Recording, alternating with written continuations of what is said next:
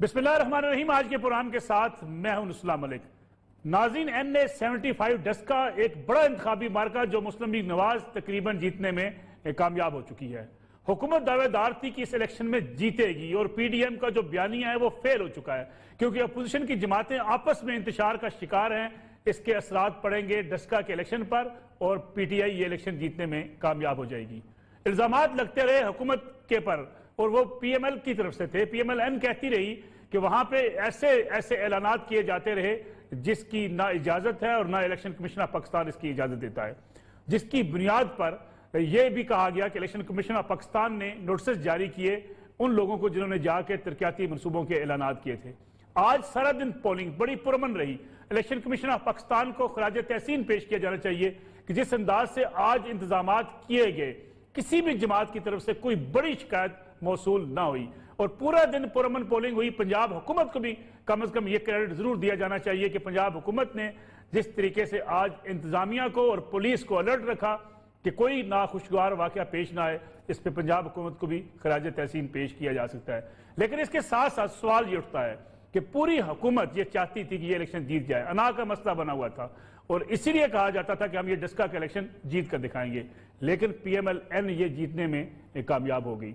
क्या PMLN का बयानिया मजबूत हो रहा है, PDM का बयानिया मजबूत हो रहा है? हुकूमत की कारकर्दगी एक बड़ा मसला है कि वोटर्स PTI की तरफ नहीं आ रहे और जो हुकूमत में रहते हुए भी PTI अगर ये इलेक्शन नहीं जीत पाती तो क्या वाकई हुकूमत की कारकर्दगी और महंगाई के असरात पड़े हैं? या इसके साथ साथ ये भी देखना पड़ेगा कि जो इस वक्त पाकिस्तान तहरीक इंसाफ के अंदर धड़ेबंदियां हैं उसके भी असरात हैं क्या इस इलेक्शन के ऊपर कि लोग ये समझते हैं कि PTI खुद इंतशार का शिकार है, इसलिए ना गवर्नेंस बेहतर हो रही है ना PTI के मंशूर पर अमल दरामद हो रहा है और PTI बाज लोगों के हाथों में यरगमाल बनी हुई है। यह भी एक बड़ा अहम सवाल है। इसके साथ साथ इस बात का भी जायजा लेंगे कि पूरा इलेक्शन प्रोसेस कैसा रहा, नतायज जो अब तक आ चुके हैं वो किस हद तक उससे तमाम सियासी जमातें मुतमिन हैं और साथ साथ इस हल्के की असल जो है सूरत हाल वो भी आपके सामने रखेंगे कि ये हल्का किस इलाके से बिलोंग करता है, यहाँ का वोट बैंक क्या है और माजी में कौन कौन जीता रहा। इफ्तिखारुल हसन शाह साहब जब फौत हुए तो उनकी ये नशिस्त खाली हुई थी, उनकी बेटी नशीन इफ्तिखारुल हसन ने ये आज नशिस्त जीत ली है। इससे पहले जो इलेक्शन हुआ था जिसको दोबारा से आज पोलिंग करवाई गई उसके बारे में भी बहुत से एतराजात है PMLN के और ये कहा जा रहा था कि प्रेसिडिंग अफसर अगवा कर लिए गए जिसकी वजह से ये नतायज बदले गए और जब सुप्रीम कोर्ट ने ये फैसला दिया तो उसके मुताबिक आज ये इलेक्शन दोबारा करवाया गया है। क्या इसके फायदा PMLN उठा पाएगी, अपोजिशन की जमातें उठा पाएंगी? ये भी आज के प्रोग्राम का बड़ा अहम मौजू है। मेरे साथ तशरीफ रखते हैं जनाब और ये मकबूल जान साहब, सीनियर तजियाकार हैं, उनके साथ फरीद रईस हमारे सीनियर एंकर पर्सन जो आज सारा दिन इस हल्के में मौजूद रहे। आपने उन्हें 8 बजे उनका प्रोग्राम भी देखा, उस ग्राउंड से वहां पे क्या सूरत हाल थी, वोटिंग शरह कैसी रही, टर्न आउट कैसा था और लोगों का ट्रेंड कैसा था, ये भी आप तक वो सारा दिन पहुंचाते रहे। उसके साथ साथ शफकत इमरान जो हमारे ब्यूरो चीफ है गुजरांवाला के, वो भी सारा दिन इस हल्के के अंदर मौजूद रहे, अपने आंखों देखा हाल आपके सामने बयान करेंगे। शफकत इमरान साहब, आपकी तरफ आता हूं। अब तक के नतायज के मुताबिक तो बिल्कुल वाज़ेह अक्सरियत से PMLN जीत चुकी है।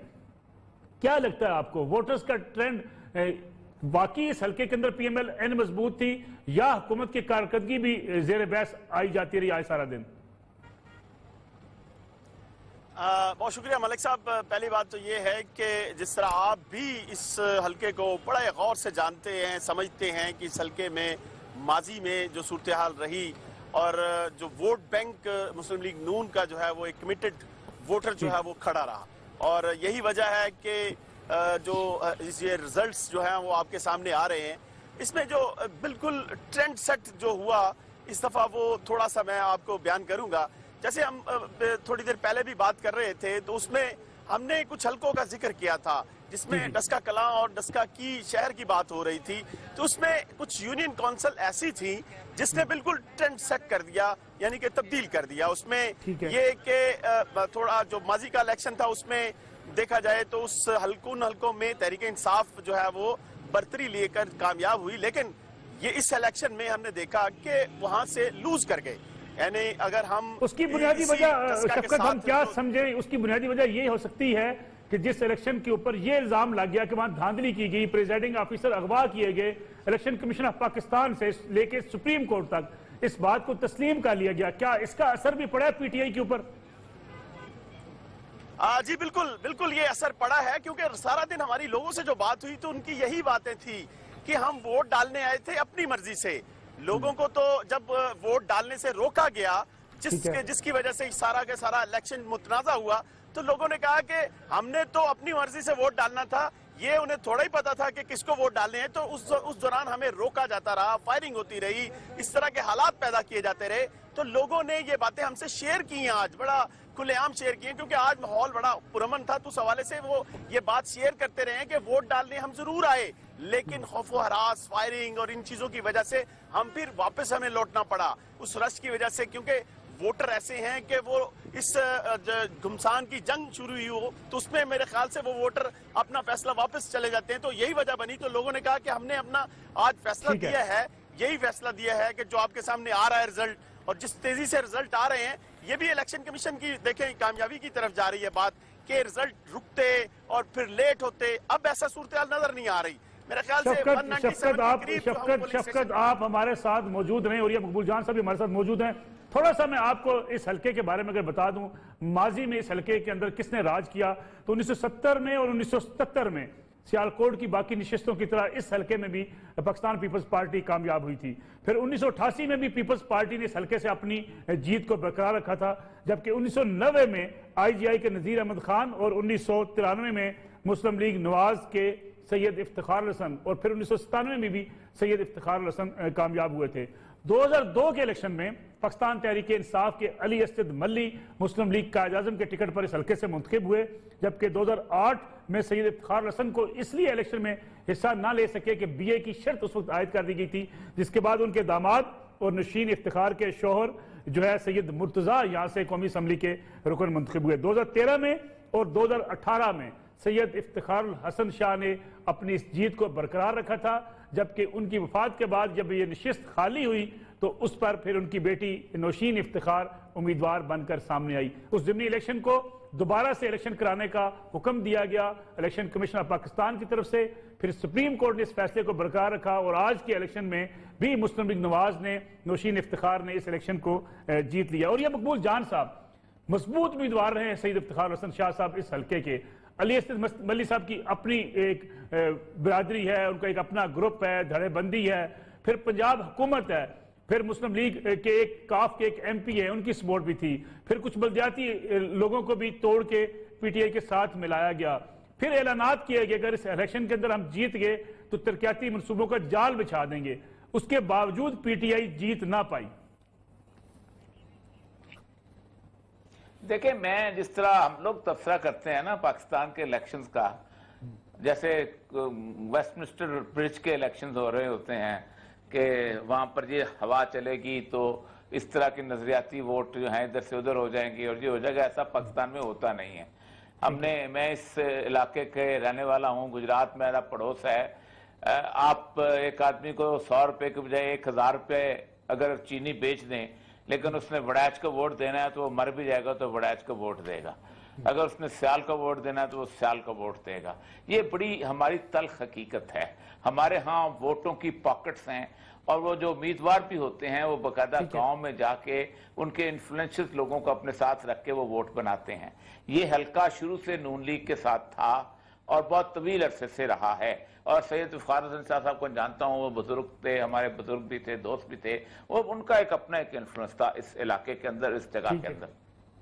ये एक सेमी रूरल किस्म का इलाका है। रूरल सोसाइटी जो होती है उस सोसाइटी के अंदर भी चीजें हवा चलती है तो कोई असर नहीं पड़ता। उसकी एक बुनियादी वजह होती है कि उनको चीजें खरीदने के लिए शायद नमक के और चाय की पत्ती के लिए और किसी जगह जाना नहीं पड़ता, सस्टेनेबल सूरत हाल होती है। मैं ये नहीं कहता हूं कि असल में इसको खराब किया है पिछली दफा PTI के वोट उसने रवैये ने। मसला सारा ये है कि ये बुनियादी तौर पर पिछली दफा नून लीग ने वोट लिए थे 1,01,617 वोट और इसके PTI ने लिए थे 61,000 वोट। अब कहा जाता है फिजा बहुत अच्छी थी, बहुत जबरदस्त थी, हालात भी अच्छे थे, मौसम भी ठीक था, धुंध भी था, लेकिन टर्नआउट जो है 50% रहा है पिछले से, और उससे भी बल्कि 2018 से भी कम रहा है। तो इसका मतलब यह है कि कहीं ना कहीं लोगों का इस पूरे के पूरे प्रोसेस से एतमाद भी उठा है। 500 550 की एवरेज बनती है हर पोलिंग स्टेशन की। मैं आज गिन रहा था, हैरान कौन एवरेज है ना, 500-550 वोट पर पोलिंग स्टेशन कास्ट हुए और पोलिंग स्टेशन के साथ तकसीम कर दिया। इसका मतलब यह है कि हम एनालिसिस एक इलेक्शन की बुनियाद के ऊपर ना, और ये सब पिछली दफा जिस तरीके से लड़ाई झगड़ा हुआ, फायरिंग हुई, फायरिंग के वाकयात हुए, उससे भी खासतौर पर डस्का के अंदर कुछ लोग डरे हुए थे कि आज भी शायद कोई लड़ाई हो सकती है। जी और ये सब अगर आप मुझे इजाजत दें, मैं आपकी तरफ वापस आता हूं। मरियम औरंगजेब साहबा जो है साबिक वफाकी वज़ीर इत्तलात भी हमारे साथ मौजूद हैं, मुस्लिम लीग नवाज की तर्जमान है। मरियम औरंगजेब साहबा, आप क्या कहेंगी आज के इलेक्शन में? शिकायत तो आपने भी शुरू कर दी थी, नौशीन साहबा कहना शुरू हो गई थी जाली वोट डालेंगे, लेकिन अब तो आप जीतती हुई दिखाई दे रही है वहां इस हल्के से। जी बिस्मिल्लाहिर्रहमानिर्रहीम। सबसे पहले तो जी अभी तक जो रिजल्ट आया है, अभी हतमी पूरे इलेक्शन का रिजल्ट नहीं आया, लेकिन अल्लाह ताला के फजलो करम से जो डेटा आ रहा है रिटर्निंग ऑफिसर के ऑफिस से हमारे कंट्रोल रूम में, उसमें बज़ाहिर लगता है कि जो पता है वो अल्लाह ताला के करम से मुस्लिम लीग नून की नजर आ रही है। और मैं ये जरूर कहना चाहूंगी कि ये इलेक्शन मुस्लिम लीग नून के लिए तो इम्पोर्टेंट था ही, लेकिन इस इलेक्शन ने वो टोन सेट की है जो कि पूरे पाकिस्तान की आवाम की इस वक्त सूरत हाल है। और मैं अभी, मुझे पता नहीं है रसूलुल्लाह साहब कि अभी आपके साथ कौन बैठे हुए थे जो अपने कमेंट और ये मकबूल जान साहब। अच्छा जी, मैं बड़ा रिस्पेक्टफुली, मैं बड़ी उनकी रिस्पेक्ट करती हूँ, लेकिन जो बाई इलेक्शन होता है और 19 फरवरी का जो डस्का का इलेक्शन था वो आसान नहीं था, वो 2 जाने ले गया, वो 20 प्रिजाइडिंग ऑफिसर्स को अगवा हो गए, और उसके बाद जो इंतशार और फसाद की जो इन्वायरमेंट क्रिएट हुई रही पूरा दिन, उसने हौसले जरूर कमजोर किए। लेकिन जिस किस्म तरह से आज रूरल साइड पर भी और जो अर्बन डस्का है उसको अगर तब्दिया किया जाए तो मैं समझती हूँ बाई इलेक्शन के हिसाब से ये एक अच्छा टर्न आउट था। इससे बेहतर हो सकता था क्योंकि खवातीन जो हैं अर्बन सेंटर में वो कम निकली, और लेकिन मैं ये समझती हूँ कि ये वो फैसला जरूर है, ये खाली डस्का का इलेक्शन नहीं है। इससे पहले नौशहरा का इलेक्शन का रिजल्ट भी आया, उसके बाद आपने बाई इलेक्शन के रिजल्ट देखे। ये वो फैसला सुना रही है अवाम के अगर 2018 में आरटीएस को ना बिठाया जाता। अब ये डस्का का इलेक्शन एक तारीखी इलेक्शन है जिसके ऊपर आप देखिए कि किस तरह प्रिजाइडिंग ऑफिसर को चोरी कर टेम्पर करके रिकॉर्ड आज उन्हीं रूरल साइड से जो कि अगवा शुदा प्रिजाइडिंग ऑफिसर थे वहां डबल की लीड से मुस्लिम लीग नून जीती है। इसका मतलब है 19 फरवरी का इलेक्शन मुस्लिम लीग नून जीत चुकी थी। और क्यों ना कोई मुस्लिम लीग नून को वोट दे, क्यों ना कोई शेर को वोट दे, क्यों ना कोई नवाज शरीफ को वोट दे, क्योंकि नवाज शरीफ के दौर में जो मुल्क की तरक्की हुई वो सारे पाकिस्तान के सामने है। दहशतगर्दी खत्म हुई पूरे पाकिस्तान के सामने है। मुल्क की जो तरक्की की शरह थी वो 5.8% पे गई पूरे मुल्क के सामने। 18 घंटे की लोड शेडिंग, 0 लोड शेडिंग पे हुई पूरी दुनिया के सामने है। उसके बाद जो आटा, चीनी, बिजली, गैस, दवाई है, वो उसके जो रेट्स हैं, जो महंगाई की शरह है, जो बेरोजगारी है, वो पूरी दुनिया के सामने, पाकिस्तान के सामने जो मिस गवर्नेंस, करप्शन की जो रोज कहानी सुनाई जाती है वो भी आपके सामने। आज अवाम जो है वो मुआवजा कर सकती है, आज अवाम जो है वो कंपैरिजन करती है और फिर वो वोट देती है, और उसने वोट दिया है। और इसी वजह से दिया है कि जो मौजूदा हालात हैं, अवाम के पास ना रोटी के पैसे, ना आटे के पैसे, ना चीनी के पैसे, ना दवाई खरीदने के पैसे, ना किराए के घर देने के घर का किराया देने के पैसे, और रोज यहाँ जो सब बाग दिखाए जाते थे। और फिर मैं एक बात बता दूं, आज ये जो डस्का का इलेक्शन के रिजल्ट आ रहे हैं, ये इस बात को भी बताता है कि जिस वक्त आपने 2.5 साल और पिछले 2 साल 5 साल हो गए पॉलिटिकल विक्टिमाइजेशन पे, मीडिया ट्रायल पे, चोर का लेबल लगाने के जो इन लोगों ने लगाए हमारे ऊपर, लेकिन फिर भी पाकिस्तान की अवाम सब जानती है। और डस्का का रिजल्ट जो है, बाई इलेक्शन का रिजल्ट, उस चीज की तर्जुमानी कर रहा है कि इनका झूठा बयानिया, इनका मसनूई बयानिया, इनकी पॉलिटिकल विक्टिमाइजेशन और इनका जो इल्जाम तराशी थी वो आज नेस्तो नाबूद और दफन हो गई। ठीक है मरियम औरंगजेब साहब, जितने हमारे रिपोर्टर्स आज फील्ड में रहे उन्होंने देखा कि आज बज़ाहिर हर जगह पे बड़ा पुरअमन इलेक्शन हुआ। पुलिस ने भी गैर जानबदार पुलिस रही, इंतजामी अफसरान भी गैर जानबदार थे, और जो इंतजाम थे खासतौर पर इलेक्शन कमीशन ऑफ पाकिस्तान के वो बड़े बेहतरीन थे। एक बहुत अच्छा इलेक्शन आज देखा गया। आप इसमें समझते नहीं है कि पंजाब गवर्नमेंट को, उस्मान बुज़दार को भी क्रेडिट जाता है, इलेक्शन कमीशन को भी क्रेडिट जाता है कि कम से कम आज के दिन जिस तरीके से इंतजामी अफसरान ने गैर जानबदार अपने आप को रखा? मैं समझती हूँ कि ये पहली बात तो है कि जो इलेक्शन कमीशन का फैसला आया था ना 19 फरवरी के हवाले से पूरे जो डस्का में पोलिंग का, आज वो सही साबित हुआ है, क्योंकि इलेक्शन कमीशन को वो तमाम सबूतों से, वो तमाम ट्रेंड से, वो तमाम एविडेंस से ये साबित हो गया था कि पूरे हल्के में ऑर्गेनाइज रिगिंग हुई है, फसाद हुआ है, हरासमेंट हुई है वोटर की, और वो जो 20 प्रिजाइडिंग ऑफिसर्स को अगवा किया गया, उनका फैसला और जो उन्होंने रेप्रिमांड किया उन तमाम अफसरान को जिन्होंने 19 फरवरी को अपनी ड्यूटी से हटकर अपने जो उनका जॉब की डिस्क्रिप्शन होती है, जो उनका ओथ होता है, उससे हटकर पंजाब हुकूमत के ताबे होकर उन्होंने वो इलेक्शन चोरी कराया था। इलेक्शन कमीशन के बाद जो सुप्रीम कोर्ट का फैसला है, अगर आप देखें उस फैसले में जो रिपोर्टिंग है जियो फेंसिंग की, तो ये वो डेटरेंस थी। आपको अगर याद होगा, मैंने प्रेस टॉक की थी सुप्रीम कोर्ट के बाहर जब वो फैसला आया था कि ये एक हल्के का फैसला नहीं है, ये आइंदा आने वाले हर इलेक्शन के लिए डेटरेंस होगी कि कोई सरकारी अफसर किसी किस्म की अपनी जो जॉब है उसकी खिलाफ वर्जी करते हुए, या वो मौजूदा हुकूमत के ताबे होकर उसका हुक्म मानते हुए, या इलेक्शन का अमला अगर आइंदा किसी तरह से भी ये करने की कोशिश करेगा तो उसको इबरत का निशान बनाया जाएगा। और यही वो वजह है, अगर ये डेटरेंसेस कायम होती रहे, अगर ये काम होता रहे, तो इंशाल्लाह ना आरटीएस बैठेगा, ना धुंध आएगी, और ना वोट चोरी डब्बे होंगे, और ना इलेक्शन कमीशन का अमला चोरी करने की कोई जरूरत रखेगा। बहुत बहुत शुक्रिया मरियम औरंगजेब साहब हमारे साथ मौजूद थी। फरीद रईस साहब, आपकी तरफ आता हूँ। आज आपने सारा दिन इलेक्शन को देखा, जो मरियम औरंगजेब साहब बात कर रही हैं कि जिस तरीके से जो है पिछली दफा प्रिजाइडिंग ऑफिसर को उठाया गया, फिर जो रिपोर्ट्स सामने आई, उसका एक आज रद्द-ए-अमल भी देखने को आया है कि लोगों ने ये बताया कि वोट तो डालने गए थे लेकिन उनके वोट को तब्दील करने की कोशिश की गई। ये सपोर्ट मिली है आज पीएमएलएन को? देखिए मलिक साहब, ओवरऑल जो बात आज आप कर रहे हैं और जिस तरीके को हमने ये तमाम चीज़ें देखी, हमने जितने भी वोटर्स से आज बात की जिन्होंने अपना वोट कास्ट किया, जो पोलिंग स्टेशंस के अंदर गए, और जब वो वोट कास्ट करके बाहर निकले तो हमने कोशिश की कि मल्टीपल पोलिंग स्टेशन से मुख्तलिफ लोगों से उनकी राय जानने की कोशिश की जाए। उनमें से सबका यही कहना था कि आज उन्होंने जो पोलिंग वोट कास्ट किए वो बगैर किसी दबाव के, बगैर किसी हिंड्रेंस के, बगैर किसी रुकावट के वोट कास्ट हुए। उनमें से बहुत सारे लोग ऐसे भी थे जो 19 फरवरी को भी अपना वोट कास्ट करने के लिए गए थे और उन्हें अपना वोट कास्ट करने का मौका ही ना मिल सका, जिस तरह की बदनज़मी और बद इंतजामी देखने में आई। दूसरी बात, एक और चीज़ यहाँ पे कि जब आप बात करते हैं इलेक्शन कमीशन की, कि हमें याद है कि लास्ट टाइम जो है वो पीटीआई ने इलेक्शन कमीशन के ऊपर, उसके किरदार के ऊपर तनकीद की, लेकिन आज उसी पीटीआई ने वो मजबूर हो गई ये कहने के लिए कि आज जो इलेक्शन कमीशन के इंतजामात हैं उससे वो भी मुतमईन नजर आते।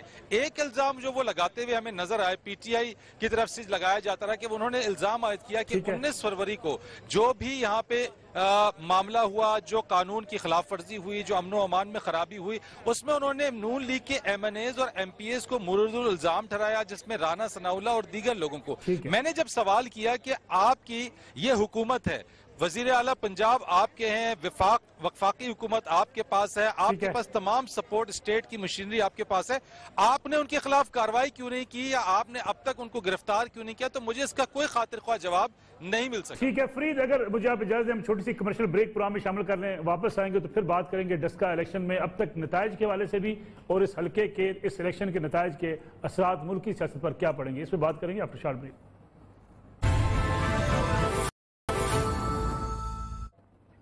प्रोग्राम एक बार फिर खुश आमदीद हो रही है। मकबूल जान साहब, हम हल्के की बात कर रहे थे, ये बताइएगा कि इस हल्के के नताइज का मुल्की सियासत पर क्या असर पड़ेगा?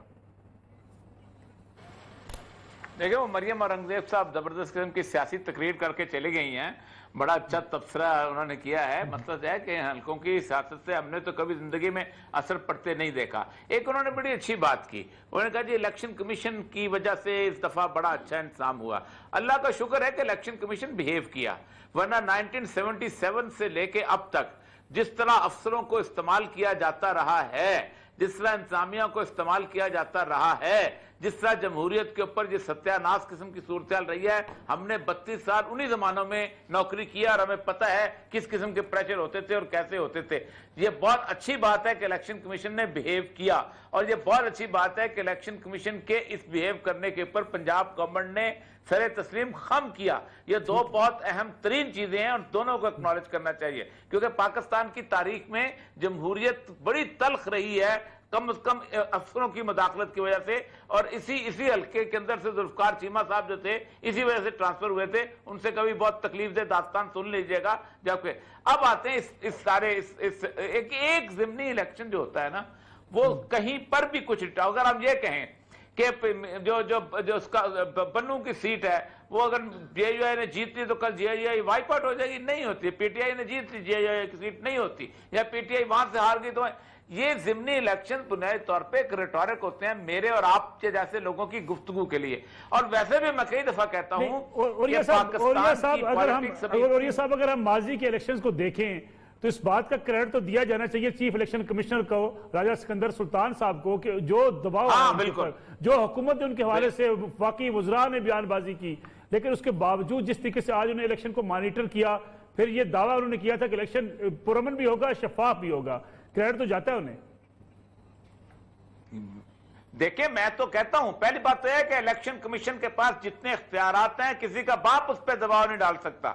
बहुत ज्यादा इतने इख्तियारात पाकिस्तान में अंदर जितने इलेक्शन कमीशनर के पास है दुनिया में बहुत कम लोगों के पास होते हैं। असल मतलब है कि बंदा खुद दबाव में आना चाहता है। राजा सिकंदर सुल्तान को मैं बहुत अच्छी तरह जानता हूं, मेरा 30 साल से कुलीग रहा है। उसने बहुत अच्छी तरह बिहेव किया है और उसने साबित किया है कि इलेक्शन कमिश्नर होता कैसे है। अब सूरत हाल यह है कि मुझे पता है कि सबसे ज्यादा उंगलियां कल इलेक्शन के वक्त यही सियासी पार्टियां उस पर उठाएंगी, सारी की सारी यही उनको गालियां देंगी। जो हारेगी उसको गाली देगी। एक इलेक्शन में हल्के में अगर एक पार्टी आ रही उसको कहेगी, दूसरी पार्टी आ रही दूसरी देगी, यही के लोग उठे। आप देख लीजिएगा, नोट कर ले मेरे कोई इस मुल्क के अंदर इंडिपेंडेंट आजादाना इस तरह के इलेक्शन जिस तरह डस्के में हुए हैं करवाना शुरू कर दे, ये मुल्क ठीक हो जाता है। ये बहुत अच्छी बात है।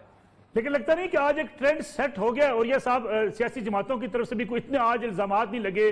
पुरअमन इलेक्शन हुआ, सारा दिन पोलिंग पुरअमन होती रही, प्रिजाइडिंग ऑफिसर जिस तरीके से कैमरे लगा के मॉनिटर किया गया, उनको अच्छा इलेक्शन करवाया जा सकता है पाकिस्तान के अंदर। नुसरत मलिक साहब, आप सोच सकता है उस वक्त बच्चे हों, लेकिन हमने वो इलेक्शन देखा है 1970 का इलेक्शन जो याह्या खान ने कराया था। वो कोई बाहर से फौज आई थी ना, लेकिन वो इतना आजादाना और फ्रेश इलेक्शन था कि मुजीबुर रहमान की पार्टी जैसा बंदा भी कह नहीं सका था कि एक लम्हे के लिए धांधली हुई है। पीपल्स पार्टी, यही सियालकोट है ना, कौसर न्याजी जेल में था, इलेक्शन जीत गया था। और कौसर न्याजी ने कभी जिंदगी में सियालकोट की शक्ल नहीं देखी हुई थी, इसी इलाके से जीता था। आप खुद सोचिए कि यही इलाके थे कि पूरे के पूरे पंजाब के अंदर उन्होंने पूरी बरादरी सिस्टम टूट गया था। 2 लोग जीते थे, एक चौधरी जौहरलाई जीता था और एक मुमताज दौलताना, बाकी आम हनीफ रामे।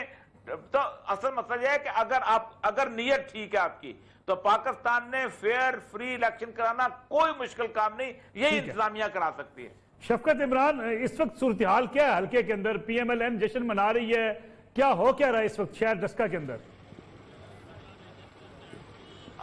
जी बिल्कुल जी, वो अपनी जीत के बिल्कुल करीब है और जिस तरह वाज़ेह बर्तरी भी सामने आ रही है और उनके जो मरकजी कैंप ऑफिस हैं जो डस्का मेन शहर में है, वहाँ पे भी जीत का जश्न जो है वो शुरू हो चुका है।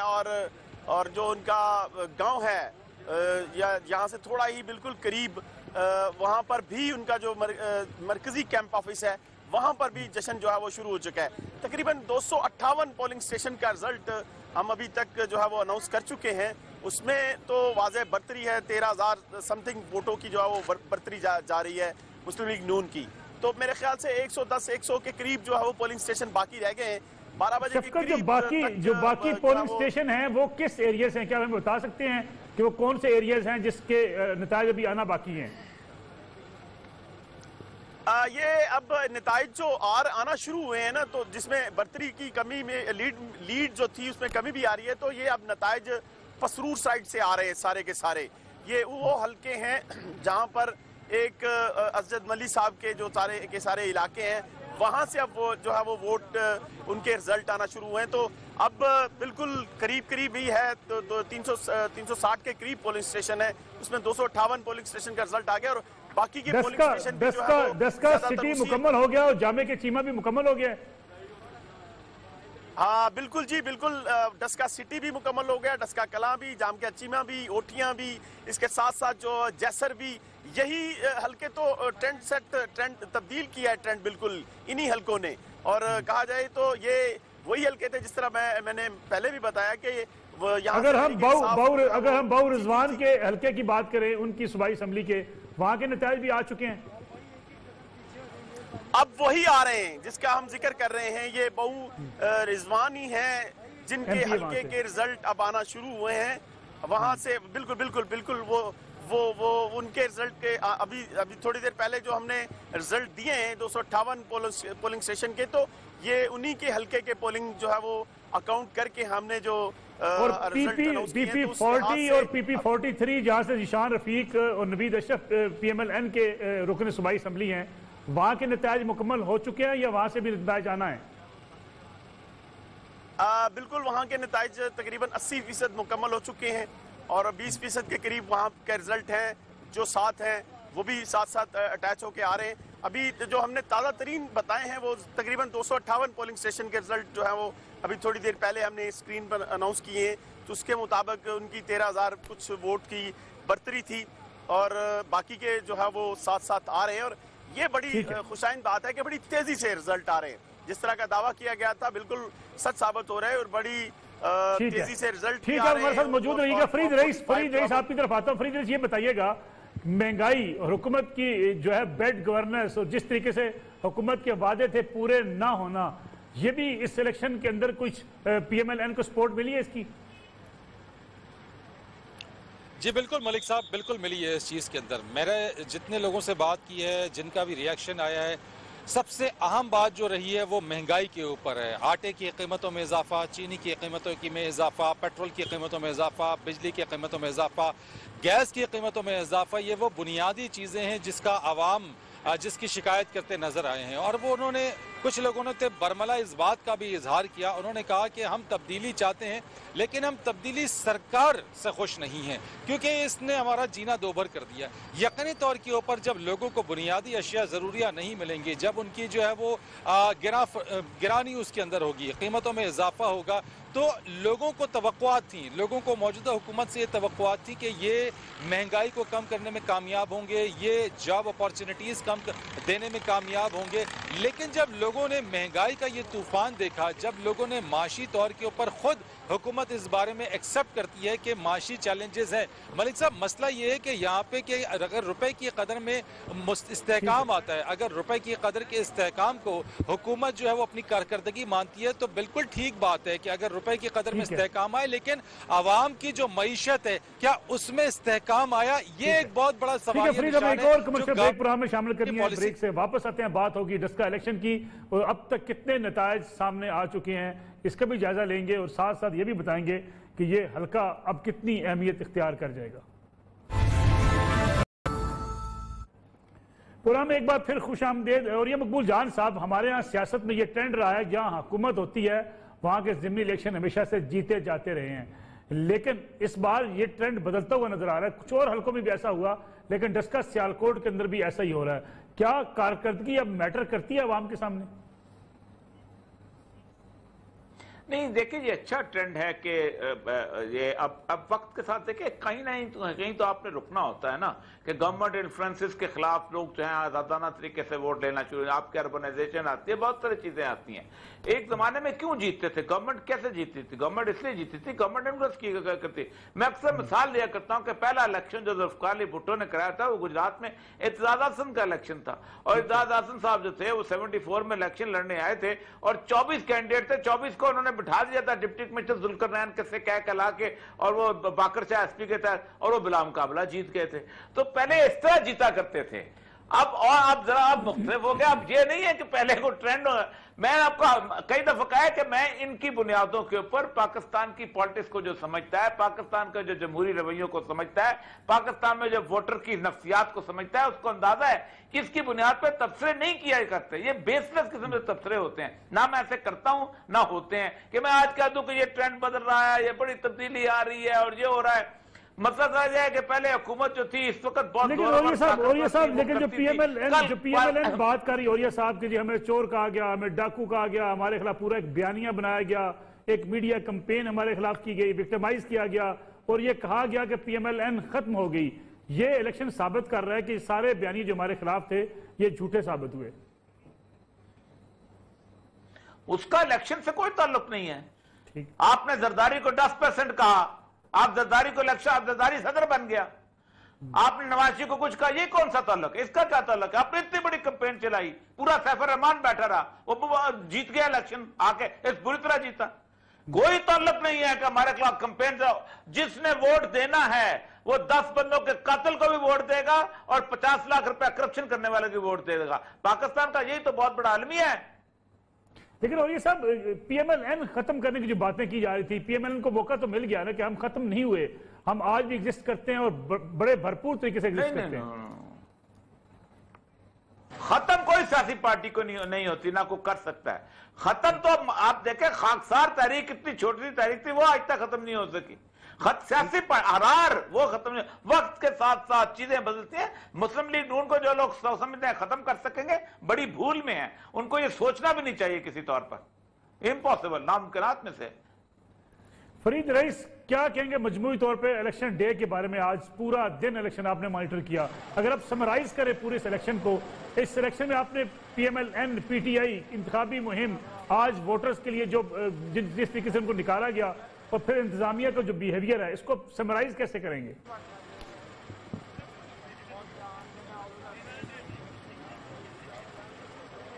फरीद, आपको मेरी आवाज आ रही है? जी मलिक साहब, सवाल अपना रिपीट कीजिएगा सर। मैं कह रहा हूं आज पूरा दिन आपने इलेक्शन जो है पोलिंग डे को देखा, मॉनिटर किया, रिपोर्ट किया, समराइज कैसे करेंगे PMLN की लीडरशिप के बयानात को, PTI की लीडरशिप के बयानात को, पूरे हल्के के अंदर जो इंतजामिया और जो इलेक्शन कमीशन का बिहेवियर था, इसको समराइज अब क्या करेंगे? इस इलेक्शन के नतायज मुस्तकबिल के लिए क्या है? मलिक साहब, अगर आज के इंतखाब में अगर आप मेरा ओपिनियन इस बारे में पूछना चाहेंगे तो मैं ये समझता हूँ कि आज अगर ये पुरअमन इंतखाब हुआ, आज अगर कोई अमन अमान का मसला नहीं हुआ, आज अगर तमाम चीज़ें बड़ी स्मूथ तरीके से गई हैं, तो मेरे लिए कोई हैरानकुन बात नहीं है या मेरे लिए कोई ऐसी बात नहीं है। क्योंकि मलिक साहब, ये तमाम चीज़ें जो आज हुई हैं वो इसकी एक कॉस्ट है, हमने उसकी एक कीमत अदा की है और वो कीमत हमने 19 फरवरी 2021 को अदा की है। 2 लोगों की जान की कीमत गई, उसके अंदर अवाम का पैसा गया, इलेक्शन कमीशन तमाम इदारों की जितने भी एक्सरसाइज थी, चाहे वो ह्यूमन मैन पावर हो, चाहे वो मॉनेटरी रिसोर्सेज हो, वो खर्च हुए और वो तमाम चीजों को दोबारा से अवाम का जो वोट था वो नल वॉइड हुआ और आज उस एक्सरसाइज को दोबारा से रिपीट किया गया और मल्टीप्लाइंग बाय मल्टीपल जो एलिमेंट्स और जो फोर्सेज हैं, जो फैक्टर्स हैं, उन सबको मल्टीप्लाई किया गया। यहाँ पे एक चीज बड़ी जरूरी है कि अगर खत्म हो गया। और ये मकबूल जान साहब, आपका बहुत शुक्रिया। इस इलेक्शन के नतायज जो भी हैं, जो भी सियासी जमात जीत रही है अपनी जगह पे, लेकिन ये साबित हुआ कि अगर इदारे करना चाहें काम, इलेक्शन कमीशन ऑफ पाकिस्तान करना चाहे, तो पुरअमन और शफाफ इंतखाबात इस मुल्क के अंदर हो सकते हैं। और आज इलेक्शन कमीशन ऑफ पाकिस्तान ने ये करके दिखाया है। और आने वाले इलेक्शन अगर इसी बुनियाद पर, इसी तरीके से होंगे, तो अवाम का एतमाद बढ़ेगा इदारों के ऊपर भी और मुल्क की सियासत के साथ साथ पार्लिमानी निजाम के ऊपर भी। इजाजत दीजिए, अल्लाह हाफिज।